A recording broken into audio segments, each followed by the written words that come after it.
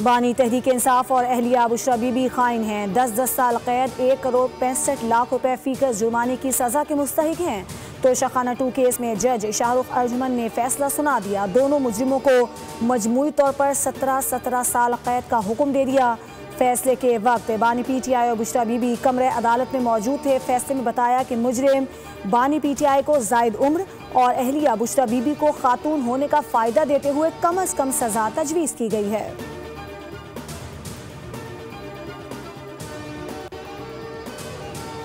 9 मई वाक़यात का मंतकी अंजाम की जानिब एक कदम। अदालत ने गुलबर्ग में गाड़ियाँ जलाने और कलमा चौक में कंटेनर जलाने के 2 मुकदमात का फैसला सुना दिया।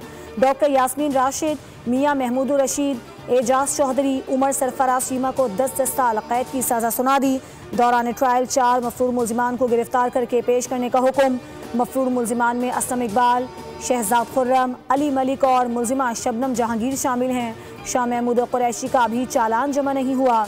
कलमा चौक मुकदमे में मियाँ असलम इकबाल समेत 12 इश्तिहारी मुल्जिमान को गिरफ्तार करके पेश करने का हुक्म दे दिया। मुल्जिमान में मुराद सईद, जुबैर नियाजी, अली हसन नवाज, शब्बीर हुसैन और अजीजुर रहमान शामिल हैं।